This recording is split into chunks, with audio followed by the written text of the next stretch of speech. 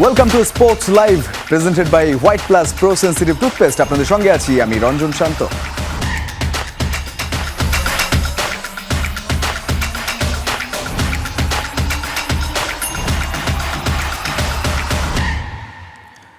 জাতীয় দলের দ্বিতীয় অধ্যায়টা খুব বেশি দীর্ঘ হলো না। 1.5 বছরের কিছুটা বেশি সময় কাজ করেই মোহাম্মদ সালাউদ্দিনকে একাডেমির দায়িত্ব দিচ্ছে বিসিবি। টাইগারদের সাথে কাজ করা আর ড্রেসিং রুমটা মিস করবেন স্বীকার করছেন এই কোচ। তবে সভাপতি তামিম ইকবালের প্রস্তাবে রাজি হয়েই দেশের পাইপলাইন শক্ত করার মিশনে নামছেন সালাউদ্দিন। হ্যাঁ, মিস তো অবশ্যই করবো, অনেক মিস করবো। ড্রেসিং রুমে আমরা যত ফান করি বা যখন হোটেলে থাকি। জাতীয় দলের ড্রেসিং রুমের দ্বিতীয় দফায় দায়িত্বটা বেশি দিন স্থায়ী হলো না মোহাম্মদ সালাউদ্দিনের। 1.5 বছরের কিছুটা বেশি সময় কাজ করার পর দেশের অন্যতম সেরা এই কোচকে ছাড়তে হচ্ছে দায়িত্ব। মুখে হাসি, কিন্তু মনের মধ্যে কি আছে? কষ্ট, অভিমান নাকি আনন্দ? লাইফের একটা মানে মেন যে কাজটা, সেই কাজটা নিয়ে আমি খুবই হ্যাপি। আমি যেখানেই থাকি, যেখানেই করি, এটা শুধু ন্যাশনাল টিম না, যেখানে থাকি, বাট যেহেতু একটা ভালো অবস্থায় যেতে পারতেছি, সেটা আসলে মেন্টাল স্যাটিসফ্যাকশন একটু তো আছে। সালাউদ্দিনের শুরু আর শেষ সবই ছিল দুর্দান্ত। 2024 সালের 5 নভেম্বর দ্বিতীয় দফায় বাংলাদেশ দলের সাথে যুক্ত হন মোহাম্মদ সালাউদ্দিন সিনিয়র সহকারী কোচ হিসেবে। ওয়েস্ট ইন্ডিজের প্রথম অ্যাসাইনমেন্টেই টেস্ট সিরিজ ড্র করার পাশাপাশি টি-20তে আবার স্বাগতিকদের হোয়াইট ওয়াশ করে বাংলাদেশ। আর শেষটা হলো ঘরের মাঠে পাকিস্তানের বিপক্ষে ঐতিহাসিক সিরিজ জয় দিয়ে। সব মিলে সালাউদ্দিনের অধীনে 10 টেস্টে 6 জয়, 3 পরাজয়, 1 ড্র বাংলাদেশের। ওয়ানডেতে 20 ম্যাচে জয় 7টি, পরাজয় 13টি। 34 টি-20তে 13 পরাজয়ের বিপরীতে আবার জয় 19টি। সাকিব তামিম পরবর্তী যুগে ছন্ন ছাড়া বাংলাদেশ দলটিকে প্রায় গুছিয়ে আনলেন যখন সালাউদ্দিন, তখনই ছাড়তে হলো দায়িত্ব। তামিম বোর্ড প্রেসিডেন্টের সাথে আমার কথা হয়েছিল। তামিম আমাকে বলেছিল যে, স্যার, যদি আপনি ন্যাশনাল টিমে থাকতে চান তাহলে আপনি থাকতে পারেন, কোনো সমস্যা নেই, আপনি যেভাবে চলতেছেন সেভাবে চলতে পারেন, বাট আমার মনে হয় যে আমাদের পাইপলাইনটা আর একটু স্ট্রং করা দরকার, সেটার জন্য আপনি হয়তো কাজ করলে বেটার হবে। তো আমার কাছে মনে হয়েছে যে এটা আরও একটু মহৎ কাজ। ন্যাশনাল টিমে হয়তো যতটুকু পেরেছি করেছি, বাট এখানে আমি আরও বেশি রোল প্লে করতে পারবো ছেলেদের গ্রোথের ব্যাপারে। গেল কয়েক সিরিজ থেকে ঘরের মাঠের চিরায়ত স্লো উইকেট বানানোর প্রথা থেকে বেরিয়ে এসেছে team Bangladesh. Green top sporting পিচে সাফল্য পাচ্ছে দল। টাইগারদের কন্ডিশনের এমন পরিবর্তন প্রশংসিত হচ্ছে দেশি বিদেশি মহলে। কিভাবে এলো এই সিদ্ধান্ত জানিয়েছেন সালাউদ্দিন। ক্যাপ্টেনদের একটা বড় রোল আছে, সবচেয়ে বেশি বড় রোল আমি মনে করি যে আমাদের হেড কোচের, তার মাথা থেকে এটা আসলে বেশি আসছে, এবং এটা যদি বোর্ড সাপোর্ট না করতো তাহলে কিন্তু আমাদের পক্ষে সম্ভব ছিল না। তা আমার মনে হয় এখানে 3টা পক্ষেরই আসলে 3জনকে আসলে থ্যাঙ্কস দেওয়া উচিত, কারণ 3জনই আসলে চিন্তা ভাবনা করে আসলে এইভাবে আসলে এগিয়েছে। হাসিনুর রহমান, যমুনা স্পোর্টস, ঢাকা। মোহাম্মদ সালাউদ্দিন বরাবরই ক্রিকেটার গড়ার কারিগর, সেই কাজটা তিনি করেছেন। তবে বিসিবির এই জাতীয় দলে তিনি যুক্ত হওয়ার পর অনেক সফলতার গল্প লিখেছেন, এবং জাতীয় দলের ক্রিকেটারদের তো আলাদা করে তৈরি করার কিছু নেই, তাদের নিয়ে কাজ করেছেন। তবে আরও একবার তিনি সেই রুটে যাচ্ছেন এবং বাংলাদেশের ক্রিকেটের পাইপলাইন সমৃদ্ধ করতে বড় একটা ভূমিকা রাখবেন, তার জন্য শুভকামনা থাকলো। পাকিস্তানের বিপক্ষে 2 টেস্টের সিরিজ জেতায় ক্রিকেটারদের বোনাস দিতে চেয়েছিল বিসিবি। তবে ক্রিকেটাররা চেয়েছেন বোনাসের বদলে মিরপুরের শেরেবাংলা জাতীয় ক্রিকেট স্টেডিয়ামে আধুনিক সুযোগ সুবিধা বাড়ানো হোক, তৈরি করে দেওয়া হোক একটি সুইমিং পুল। কথা বলেছেন তামিম ইকবাল। ওরা বলছে যে ভাইয়া, বোনাস আমাদের দরকার নেই, বাট আপনি যদি একটা খুব সুন্দর করে একদম best of the best facilities দিয়ে জিমটা আর সাথে সুইমিং পুলটা যদি করে দেন, তাহলে আমরা এটা আমাদের বোনাস হিসাবে কাউন্ট করে নিব। সো হ্যাঁ, মানে বোনাসের টাকা না, এটা করতে তো আরও অনেক বেশি টাকা লাগবে, বাট তারা তাদের তরফ থেকে এই কন্ট্রিবিউশনটা করতে চায়। তারা খালি নিজেদের কথা চিন্তা করে নেই, এই ফ্যাসিলিটিস তাদের ছোট ভাইরা যারা আন্ডার-19, আন্ডার-23, এইচপি, হয়তোবা তারাও এই ফ্যাসিলিটিসগুলো ইউজ করবে। সো আমি তাদেরকে বলেছি যে পৃথিবীর বেস্ট অফ দ্য বেস্ট যে ইকুইপমেন্টস আছে ওগুলা দিয়ে আমরা এই জিমটাকে খুব সুন্দরভাবে জিম করে দিব, প্লাস সামনে সুইমিং পুল করে দিব, সাথে আইস বাথ, হট বাথের জন্য যেটা লেটেস্ট যে টেকনোলজি ওটা ইউজ করে, সো দ্যাট বারে বারে আইস এনে আইস বাথ করতে হবে, এগুলো করা লাগবে না, মেশিনই অটোমেটিকলি পানিকে ঠান্ডা করবে আর গরম করবে। মাঠ সংকটে সিলেটে শুরু হয়নি স্কুল ক্রিকেট, এমনকি শুরু হয়েও বন্ধ হয়ে আছে দ্বিতীয় বিভাগ লিগ। সিলেট ক্রিকেটের অচলাবস্থা আর মাঠ সংকট নিয়ে একাধিকবার প্রতিবেদন করেছিল যমুনা টেলিভিশন। এখনও সিলেট জেলা স্টেডিয়ামের আউটফিল্ডের বেহাল দশা, জেলা ক্রীড়া কর্মকর্তাও খুঁজছেন সমাধানের পথ। এদিকে এই মাঠ ফুটবলের জন্য দেয়া হলে ক্রিকেট কোথায় হবে, সেটাই এখন বড় সংকট। সিলেট থেকে হাসান আল মারুফের প্রতিবেদন, ক্যামেরায় ছিলেন জাকির হোসেন জাকি। যে সিলেট থেকে উঠে এসে এক ঝাঁক ক্রিকেটার মঞ্চ মাতিয়েছেন বাংলাদেশের জার্সিতে, যাদেরকে দেখে স্বপ্নবাজ তরুণরা স্বপ্ন দেখেন জাতীয় দলে খেলার। মাঠ সংকটের কারণে সেই তরুণদের স্কুল ক্রিকেটটা এখনও শুরু হয়নি সিলেটে, এমনকি শুরু হওয়ার পরেও একই কারণে বন্ধ হয়ে আছে দ্বিতীয় বিভাগ লিগটাও। এভাবেই যে অনিশ্চয়তায় কাটছে কত শত ক্রিকেটারের জীবন। এর আগেও একাধিকবার সিলেটের ঘরোয়া ক্রিকেটের অচলাবস্থা, পৃষ্ঠপোষকতার সমস্যা, সিন্ডিকেট সহ লিগ বন্ধ থাকা নিয়ে প্রতিবেদন করেছে Jamuna television. Bangladesh Pakistan test cover করতে এসে দেখা মিলল এখনও কাটেনি সেই সংকট। এপ্রিলের দ্বিতীয় সপ্তাহ থেকে স্কুল ক্রিকেট শুরু হয়েছে দেশব্যাপী, তবে সিলেটে থমকে আছে এই টুর্নামেন্ট। বরাবরের মতোই একই সমস্যা, মাঠ সংকট। নতুন কুড়ির জন্য সিলেট জেলা স্টেডিয়াম ব্যস্ত থাকায় সূচি মেলাতেও খেতে হচ্ছে হিমশিম। জেলা ক্রীড়া কর্মকর্তার সাথে এ বিষয়ে কথা বলে যমুনা টেলিভিশন। একদিন বাদেই প্রকাশ করা হয় সূচি, যেখানে বলা হয় 21 তারিখ থেকে শুরু হবে এই টুর্নামেন্ট। কিছু ম্যাচ সিলেট আউটার স্টেডিয়ামে হবার পর নতুন কুড়ির অনুষ্ঠান শেষে তা আনা হবে সিলেট জেলা স্টেডিয়ামে। জাতীয় স্কুল ক্রিকেট, প্রাইম ব্যাংক জাতীয় স্কুল ক্রিকেটটাও আমরা চেষ্টা করেছি এই মাঠে, কিন্তু আসলে আমাদের অনেকগুলো মানে ফ্যাক্ট সূচি থাকার কারণে একই মাঠে, যেহেতু আপনি জানেন যে ফুটবল, ক্রিকেট, হকি সব টুর্নামেন্টই এই মাঠেই হয়, আমরা আসলে সূচিটা অ্যাডজাস্ট করতে পারতেছি না। ঈদের পরপরই আমরা শুরু করবো আমরা হচ্ছে আমাদের দ্বিতীয় বিভাগ ক্রিকেট লিগ। মূলত আসলে আমাদের যেটা আসলে প্রবলেম, আমরা আসলে মাঠ সংকটের কারণে আসলে আমাদের একই মাঠে যেহেতু সকল ইভেন্টগুলো চালাতে হয়, একই মাঠে আমাদের আসলে সব ইভেন্ট চালু রাখতে, রান করতে আমরা আসলে হিমশিম খেয়ে যাচ্ছি। শুধু স্কুল ক্রিকেটই নয়, মাঠ সংকটের কারণে শুরু হওয়ার পরও অপেক্ষমান আছে দ্বিতীয় বিভাগের 20 ম্যাচ। স্কুল ক্রিকেটের পর স্থগিত এই লিগের বাকি ম্যাচ আয়োজনের কথা ভাবছে কর্তৃপক্ষ। এদিকে আসন্ন বিসিবি নির্বাচনে বিভাগীয় কাউন্সিলর হওয়া কাইয়ুম চৌধুরীও বলছেন মাঠ নিয়ে আক্ষেপের কথা। সিলেট থেকে বহু প্লেয়ার জাতীয় পর্যায়ে নেতৃত্ব দিয়েছে, কিন্তু ভেরি আনফর্চুনেট যে নতুন প্লেয়ার তৈরি করার জন্য যে অবকাঠামো নির্মাণ করা প্রয়োজন, এইগুলো কিছুই হয় নাই। তবে জানা গেছে সিলেট জেলা স্টেডিয়াম পুরোপুরি দিয়ে দেওয়া হবে ফুটবলের জন্য। সেই সিদ্ধান্ত চূড়ান্ত হলে ক্রিকেটার আর ক্রিকেটের সংকটটা আরও বাড়বে সিলেটে, সেটা হলফ করেই বলা যায়। এই যে জেলা স্টেডিয়ামে আসলে এতগুলো ইভেন্ট হয়, ক্রিকেটের কথা যদি বলি, আমরা যতটুকু শুনেছি যে এখানে ডেডিকেটেড করা হবে ফুটবলের জন্য, এবং এখানে উইকেট আমি যেমনটা দেখছি যে ঢাকা আছে, এবং আউটফিল্ডের যে অবস্থা, এখানে তো ক্রিকেট খেলাটা আমার কাছে মনে হয় যে আরও বেশি কঠিন।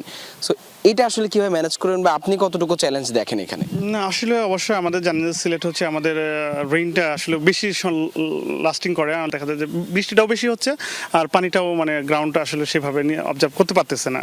দেখা যায় ড্রেনেজ সিস্টেমগুলো আমাদের যদি আউটফিল্ডগুলোতে ড্রেনেজ সিস্টেমটা ঠিক করা হয়, তাহলে হয়তো আমরা এই মাঠটাকে আরও খুব সুন্দরভাবে আমরা রান করতে পারবো। আমাদের আউটফিল্ডের এই অবস্থা দেখেই স্পষ্ট বোঝা যায় ক্রিকেটের জন্য কতটা অনুপযুক্ত এই মাঠ। 1-এর ভিতর 10। সিলেট জেলা স্টেডিয়ামের সঙ্গে এই কথাটা যেন পুরোপুরি মিলে যায়। এত ইভেন্টের চাপে বেহাল দশা ভেন্যুটির।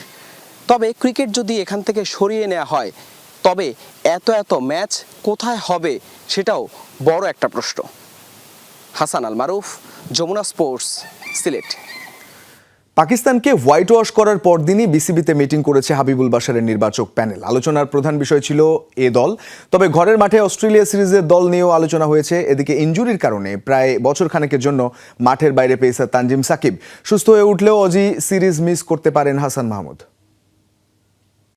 পাকিস্তানের বিপক্ষে ঐতিহাসিক টেস্ট সিরিজ জয়ের পরদিনই কিন্তু কর্মব্যস্ত মিরপুরের home of cricket. Nahid Rana, এবাদত হোসেন থেকে শুরু করে এক ঝাঁক ক্রিকেটার এসেছিল দেশের ক্রিকেটের এই আতুর ঘরে। তবে সবচেয়ে বড় খবর, নির্বাচকরা করেছেন মিটিং, এবং লিটন কুমার দাস এবং মেহেদী হাসান মিরাজ, 2 অধিনায়ক যোগ দিয়েছিলেন সেই সভাতে। এই 2 নাম শুনেই অনুমান করা যায় মিটিংয়ে আলোচনা হয়েছে অস্ট্রেলিয়ার বিপক্ষে সিরিজের দল নিয়ম। তবে সিলেক্টররা বলছেন এই মিটিংয়ের প্রধান উদ্দেশ্য ছিল এ দল গঠন প্রক্রিয়াকে ত্বরান্বিত করা। তবে বড় একটি খবর আছে পেসার তানজিম সাকিবকে নিয়ে। মেরুদণ্ডের ইনজুরিতে ভুগছেন তিনি। তার ইনজুরি নাকি বেশ গুরুতর। তার বোলিং অ্যাকশনের কারণে তার মেরুদণ্ডের একটা নির্দিষ্ট জায়গায় তিনি বারবার ব্যথা অনুভব করছেন। প্রাথমিকভাবে সংশ্লিষ্টরা অনুমান করছেন তার বোলিং অ্যাকশনে কিছুটা রদবদলও আনতে হতে পারে তার পুরোপুরি সুস্থ হতে বা ইনজুরি মুক্ত থাকতে। তবে পরিপূর্ণ বায়োমেকানিক্যাল রিপোর্ট আসার পরই হয়তো সুস্পষ্ট ধারণা মিলবে। সব কিছু যেদিকে এগোচ্ছে তাতে এবছরে হয়তো আর ইন্টারন্যাশনাল ক্রিকেটে ফেরা হবে না ছোট সাকিবের। তবে স্বস্তির খবর আছে হাসান মাহমুদকে নিয়ে। ইনজুরি থেকে অনেকটাই সেরে উঠেছেন হাসান মাহমুদ। তবে আসছে অস্ট্রেলিয়ার বিপক্ষে সিরিজে তার না থাকার সম্ভাবনাই খুব বেশি। যতদূর জানতে পেরেছি পারিবারিক কারণে 1 মাসের ছুটি নিয়ে ইংল্যান্ডে গিয়েছেন হাসান। সেখানেই চলছে তার রিহ্যাবের কার্যক্রম। হাসিনুর রহমান, যমুনা স্পোর্টস মিরপুর শেরেবাংলা জাতীয় ক্রিকেট স্টেডিয়াম, ঢাকা। একটু ফুটবলে চোখ রাখা যাক। আনন্দের স্থায়িত্ব হলো মাত্র 48 ঘন্টা। 2026 বিশ্বকাপের ব্রাজিল স্কোয়াডে ডাক পাওয়ার রেশ কাটতে না কাটতেই আবারও ইনজুরির চোরাবালিতে নেইমার জুনিয়র। এবার ডান পায়ের পেশির চোটে পড়েছেন সান্তোসের এই 34 বছর বয়সী ফরওয়ার্ড। মেডিকেল রিপোর্টে ধরা পড়েছে 2 মিলিমিটারের একটি মাংসপেশি ফুলে যাওয়ার ক্ষত। চেলসি তারকা জোয়াও পেদ্রোকে বাদ দিয়ে কোচ কার্লো আনচেলত্তি যখন নেইমারকে দলে নেন তখন থেকেই চলছিল আলোচনা সমালোচনা। নেইমারের নতুন চোট সেই সমালোচনার আগুনে যেন আরও ঘি ঢালল। মেডিকেল রিপোর্টে স্পষ্ট, ডান পায়ে 2 মিলিমিটারের একটি মাংসপেশি ফুলে ক্ষতের সৃষ্টি হয়েছে। সান্তোসের হয়ে ইতোমধ্যেই কোপা সুদামেরিকানার ম্যাচ মিস করেছেন নেইমার। মিস করবেন লিগের আগামী ম্যাচও। ESPN জানাচ্ছে আনচেলত্তির কেবল শতভাগ ফিট খেলোয়াড় নেওয়ার নীতির কারণেই দলের ভেতরে এখন প্রশ্ন উঠছে। তবে সান্তোসের মেডিকেল প্রধান রদ্রিগো জোগাইব অবশ্য এখনই আশাহত হচ্ছেন না। নেইমারের চোটটি খুব গুরুতর নয়, এটি একটি সামান্য এডিমা। আমাদের পুনর্বাসন পরিকল্পনা অনুযায়ী আগামী সপ্তাহেই সে জাতীয় দলের ক্যাম্পে যোগ দেওয়ার মতো পুরোপুরি ফিট হয়ে উঠবে। লক্ষ্য এখন একটাই, আগামী 27 মে ব্রাজিলের মূল ক্যাম্পে যোগ দেওয়া। নিজের এই চোট আর ফিরে আসা নিয়ে আবেগ ধরে রাখতে পারেননি সেলেসাও তারকা। মারাকানায় 31 মে পানামার বিপক্ষে প্রীতি ম্যাচে অংশগ্রহণ করতে পারবেন কিনা সেদিকে চেয়ে থাকবে ব্রাজিল ভক্তরা। মেহেদি নাইম, যমুনা স্পোর্টস। মিশন 2026 টানা 2 আসরে গ্রুপ পর্বের বিপর্যয় ভুলে পঞ্চমবারের মতো বিশ্বজয়ের লক্ষ্যে প্রস্তুত diamond shaft. Coach Julian Nagelsmann ঘোষণা করলেন জার্মানির চূড়ান্ত স্কোয়াড। এবারের দলের সবচেয়ে বড় চমক, অবসর ভেঙে 40 বছর বয়সে দলে ফিরেছেন কিংবদন্তি গোলরক্ষক ম্যানুয়েল নয়ার। জার্মানিকে বিশ্বকাপে নেতৃত্ব দেবেন ইয়শুয়া কিমিক। ম্যানচেস্টার সিটি ও বায়ার্নের সাবেক উইঙ্গার লেরয় সানেও দলে জায়গা ধরে রেখেছেন। এছাড়াও চোট কাটিয়ে বিশ্বকাপ দলে ফিরেছেন বায়ার্ন মিডফিল্ডার জামাল মুসিওয়ালা। এছাড়া আর্সেনালের হয়ে সদ্য ইংলিশ প্রিমিয়ার লিগ জেতা কাই হাভার্টজ, লিভারপুলের ফ্লোরিয়ান ভির্টস এবং নিউক্যাসলের নিক ভোল্টেমাড্রাও বিশ্বকাপে যাচ্ছেন।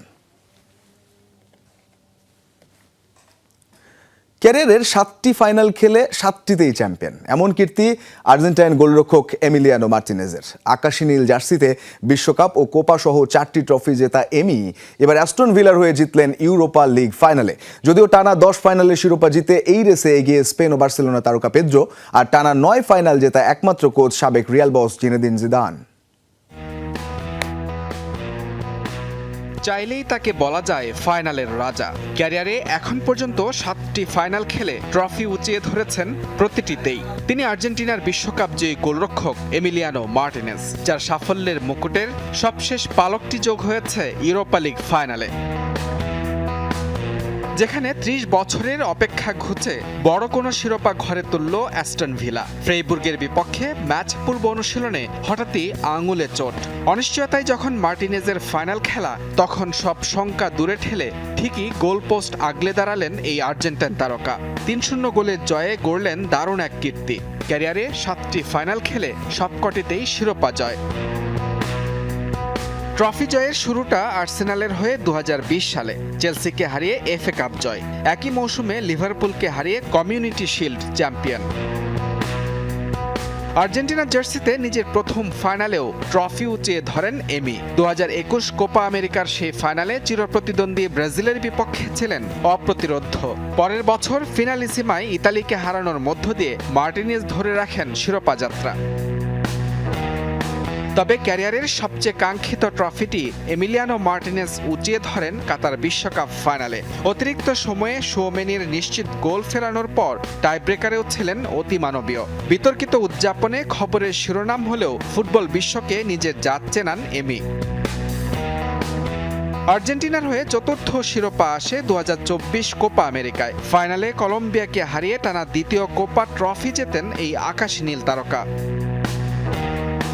সবশেষ বুধবার রাতে অ্যাস্টন ভিলার 30 বছরের আক্ষেপ ঘোচানোর সঙ্গে ক্যারিয়ারে সপ্তম ট্রফি জিতলেন এমি, সেটিও আবার টানা 7 ফাইনালে অপরাজিত থেকে। যদিও এই কীর্তি এমির একার নয়, স্পেন ও বার্সেলোনা তারকা পেদ্রো আগেই পেয়েছেন ফাইনাল স্পেশালিস্ট তকমা। বিশ্বকাপ, ইউরো ও চ্যাম্পিয়ন্স লিগ সহ জিতেছেন টানা 10 ফাইনালে। এই তালিকায় আছে কোচ জিনেদিন জিদানের নাম। রিয়াল মাদ্রিদের ডাগআউটে থেকে প্রথম 9 ফাইনালের সবকটিতেই চ্যাম্পিয়ন হয়েছিলেন এই ফরাসি তারকা। মুজরেবেন তারেক, যমুনা স্পোর্টস।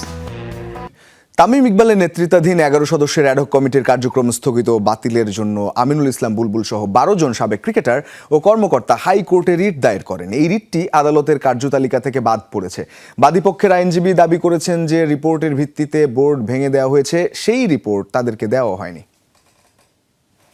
এই যে এনএসসি যে তদন্ত রিপোর্টের ভিত্তিতে আজকে একটি নির্বাচিত বডিকে নির্বাচন হওয়ার 6 মাসের পরে ভেঙে দিল, সেই ভেঙে দেওয়ার আগে একটি বারের জন্য এই নির্বাচিত কমিটি থেকে কোনো কিছু জানানো হয়নি। এবং আজকেও যে সাবমিশন রাখা হয়েছে সেখানে আমাদের এটাও আমরা বলেছিলাম যে আমাদেরকে যে কথিত তদন্ত রিপোর্টের ভিত্তিতে কাজটি করা হয়েছে সেই তদন্ত রিপোর্টের একটি কপি এখন পর্যন্ত তারা দেয়নি। ব্রিটিশ নাগরিকত্ব অর্জন করেছেন পাকিস্তানের সাবেক পেসার মোহাম্মদ আমির। নিজের অফিসিয়াল ইনস্টাগ্রাম অ্যাকাউন্টে এই তথ্য জানিয়েছেন আমির। ব্রিটিশ নাগরিকত্ব অর্জনের পর ইন্ডিয়ান প্রিমিয়ার লিগে খেলার যোগ্য হয়েছেন পাকিস্তানের সাবেক এই পেসার। ফলে এখন থেকে তিনি বিদেশি ব্রিটিশ খেলোয়াড় হিসেবে বিভিন্ন ফ্র্যাঞ্চাইজি লিগে অংশ নিতে পারবেন। আর তাতে 2026 আইপিএলে তার খেলার সম্ভাবনা জোরালো হয়েছে।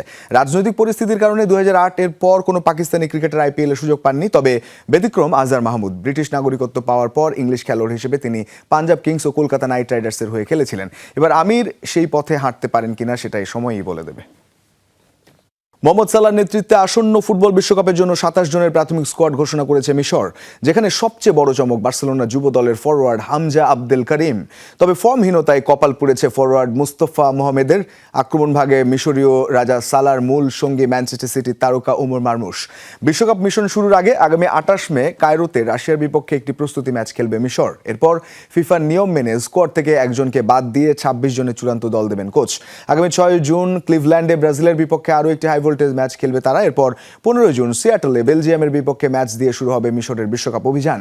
জি গ্রুপে তাদের অন্য 2 প্রতিপক্ষ নিউজিল্যান্ড ও ইরান। চোটের নিষ্ঠুর থাবায় শুরুর আগেই শেষ হয়ে গেল স্প্যানিশ মিডফিল্ডার ফেরমিন লোপেজের বিশ্বকাপ স্বপ্ন। বাপায়ের মেটাটারসেলে চির ধরায় অস্ত্রোপচার করাতে হয়েছে বার্সেলোনার এই তারকাকে। ফলে উত্তর আমেরিকা আসর থেকে ছিটকে গেছেন তিনি। লা লিগায় রিয়াল বেতিসের বিপক্ষে ম্যাচে চোট পান 23 বছর বয়সী লোপেজ। সফল অস্ত্রোপচার শেষে সামাজিক যোগাযোগ মাধ্যমে নিজেই জানিয়েছেন বিশ্বকাপ থেকে ছিটকে যাওয়ার দুঃসংবাদ। বার্সেলোনার হয়ে চলতি মৌসুমে 13 গোল ও 17টি অ্যাসিস্ট করে দারুণ ফর্মে ছিলেন এই তরুণ। আগামী সোমবার স্পেনের বিশ্বকাপ দল ঘোষণার আগেই ছিটকে গেলেন তিনি। আগামী 15 জুন কেপ ভার্দের বিপক্ষে ম্যাচ দিয়ে বিশ্বকাপ অভিযান শুরু করবে 2010-এর বিশ্ব চ্যাম্পিয়নরা। এই ছিল আজকের স্পোর্টস লাইভ। এতক্ষণ সঙ্গে থাকার জন্য ধন্যবাদ সবাইকে।